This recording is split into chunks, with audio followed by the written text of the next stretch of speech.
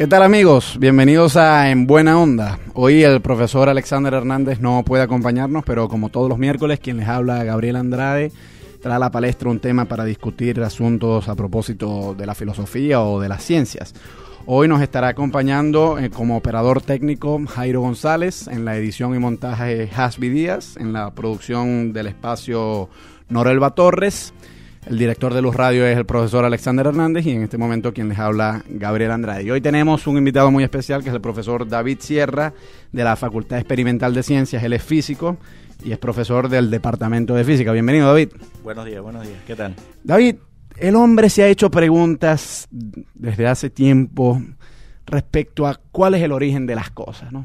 Fíjate tú que cuando se enseña historia, lo primero que se pregunta es, bueno, ¿cuál es el origen de Venezuela? ¿De dónde vinieron los primeros habitantes de esta región? Pero si nosotros nos remontamos más en el tiempo, podemos preguntar, bueno, ¿cuál es el origen del planeta Tierra? Y si nos remontamos más en el tiempo, llega un momento en que nos tenemos que preguntar cuál es el origen del universo. Y en un principio, a esta pregunta le intentaban dar respuesta a las religiones, es decir, todo lo que ha venido a llamarse los mitos cosmogónicos que tratan de relatar cómo ha sido el origen. Por ejemplo, en la Biblia, Dios crea el mundo en 6 días, hay otros mitos sobre el origen del universo, etcétera. En la Mesopotamia, casi todas las culturas tienen una versión sobre cómo fue que esto donde estamos viviendo en este momento vino a existir.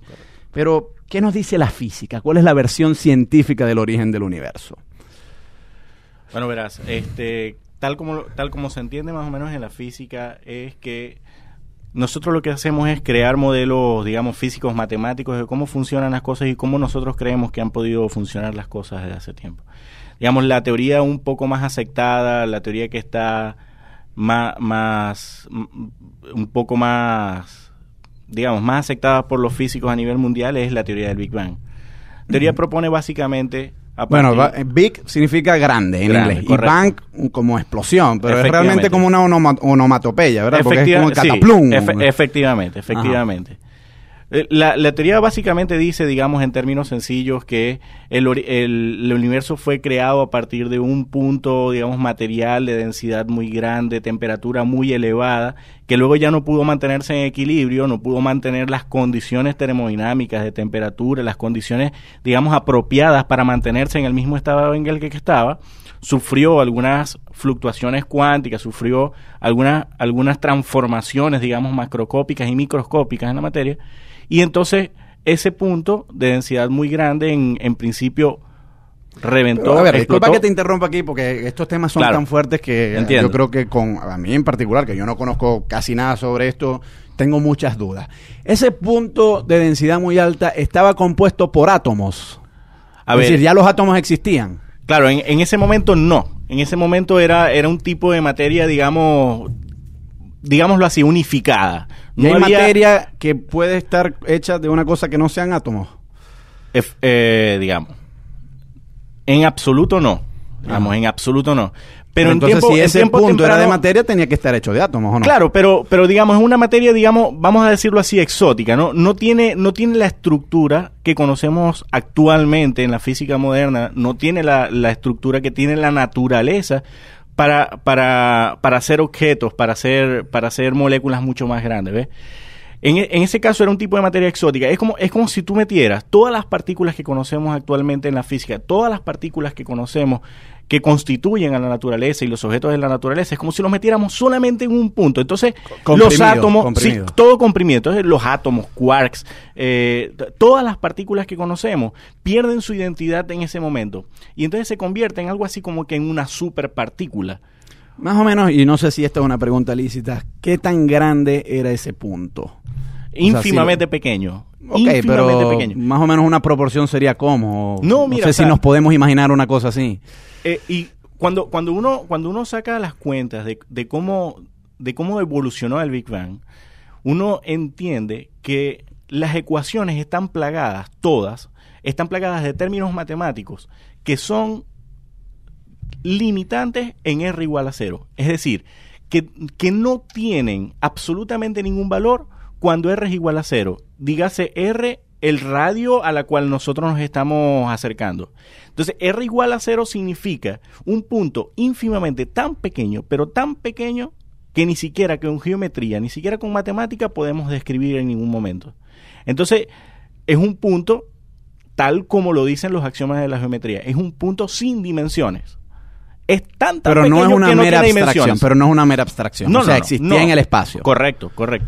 Ajá. Ahora, ok, síguenos contando. Entonces, el punto muy comprimido y qué fue lo que hizo que cambiara esa situación. Claro, al tener densidad muy grande, al tener temperaturas tan elevadas, entonces no puede mantener su mismo estado de equilibrio. Es exactamente el mismo caso que cuando tú colocas una olla a calentar, en agua en una olla a calentar, ¿de acuerdo? Entonces llega un momento en que las moléculas, los átomos de los cuales está constituido el agua que estás calentando en ese momento, no pueden mantener el mismo estado de equilibrio, el mismo estado de reposo que tienen en ese momento. Entonces las moléculas empiezan a sufrir transformaciones.